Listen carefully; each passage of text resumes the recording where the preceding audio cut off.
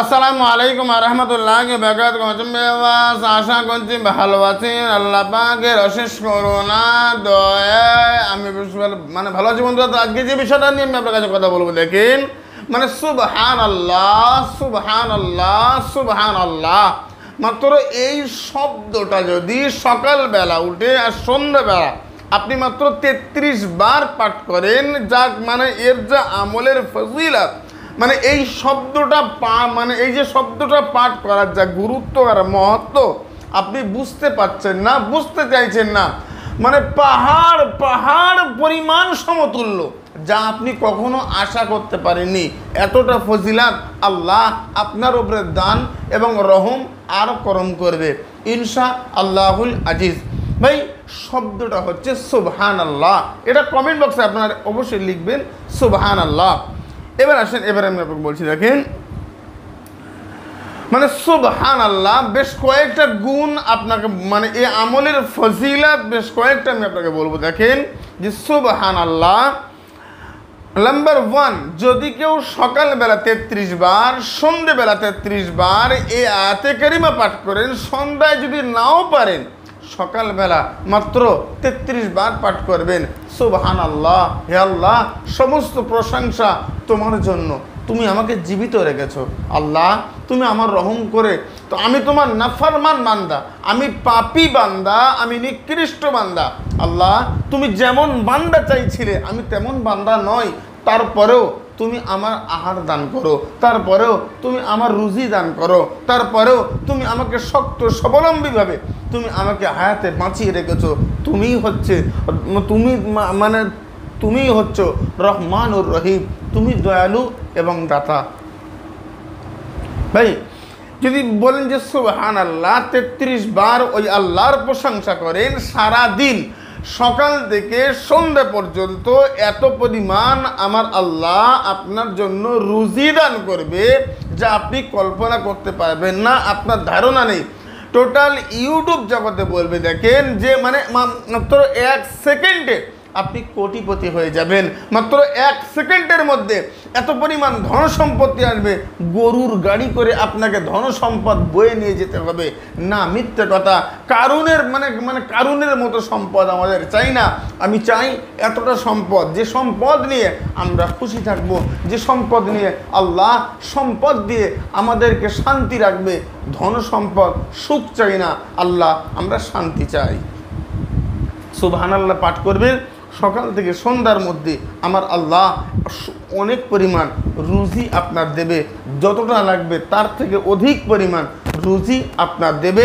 এবং এ কাজটা আজকের করবেন, আজকে রেজাল্ট কাল করবেন, কাল রেজাল্ট এখন করবেন, এখন থেকে ফলাফল আপনি দেখতে পাবেন, নিজে চোখে রেজাল্ট দেখে নেন। ভাই, ইসলামিক আমল তাফিজ বাংলা বাবা গোরাচাঁদ ইউটিউব চ্যানেল কখনো গল্পে বিশ্বাস করে না।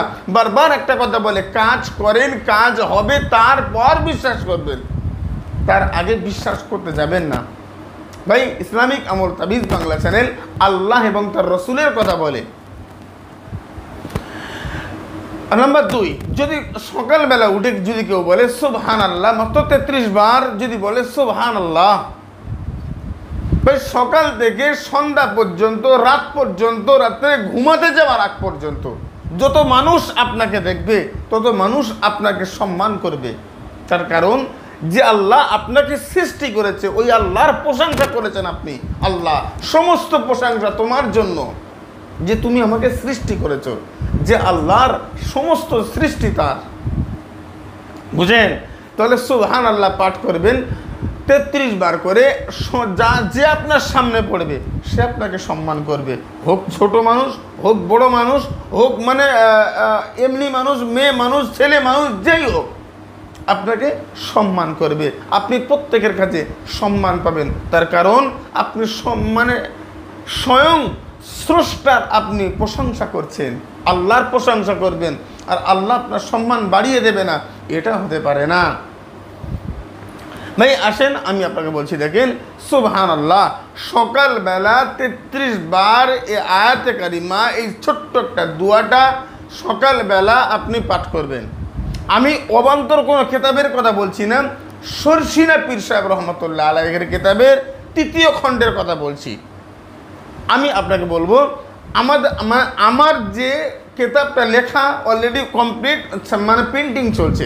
আগামী 2 মাসের মধ্যে আমি আপনার কাছে আপনার হাতে আমি ইনশাআল্লাহ তুলে দিতে পারবো ইনশাআল্লাহুল আজিজ। 2 থেকে 2.5 মাসের মধ্যে 1000 কিতাব অলরেডি মানে প্রিন্টিং হয়ে গেছে। তার মধ্যেও এ কথাটাও মানে সুবহানাল্লাহর আমলটাও দেওয়া রয়েছে। এবং ওখানে আমল তো শুধু আমল, আর বশীকরণ তো শুধু বশীকরণ, শত্রু দমন তো শুধু শত্রু দমন, বিচ্ছেদ তো শুধু সব বিচ্ছেদ।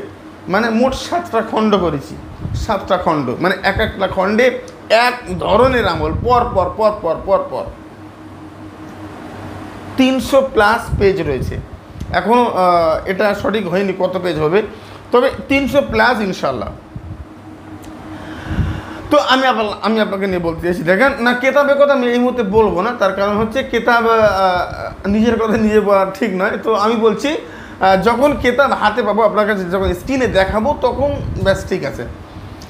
এবার আমি আপনাকে বলছি, দেখেন ইসলামিক আমল ও তাবিজ বাংলা বলছে যে সুবহানাল্লাহ সকালবেলা মাত্র 33 বার যদি পাঠ করেন তাহলে তারপরের ফজিলাত কী হবে আপনি বলেন।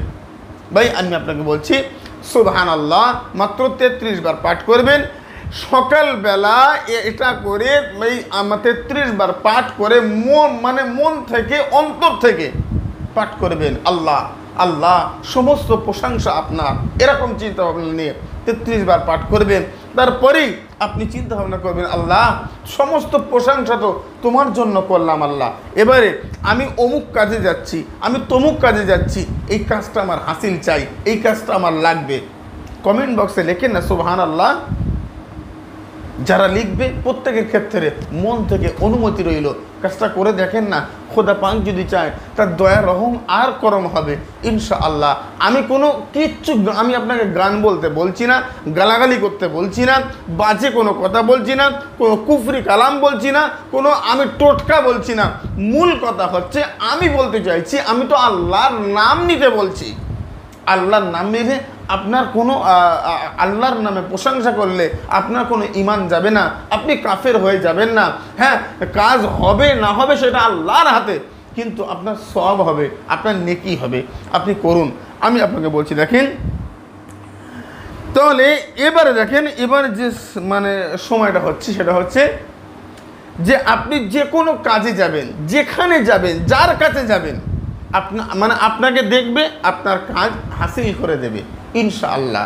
কোনো অফিসের জবের জন্য গিয়েছেন, চাকরির জন্য, চাকরির ইন্টারভিউ, সকালবেলা যেহেতু আপনার পাঠ করা রয়েছে সুবহানাল্লাহ 33 বার পাঠ করা রয়েছে, আপনি শুধু সামনে গিয়ে দাঁড়িয়ে যাবেন, ব্যাস আপনার চাকরি ফাইনাল ইনশাআল্লাহুল আজিজ। খোদা পাক যদি চায় তার দয়ার রহম আর করম হয় ইনশাআল্লাহ। আপনি কাজটা করে দেখতে পারেন।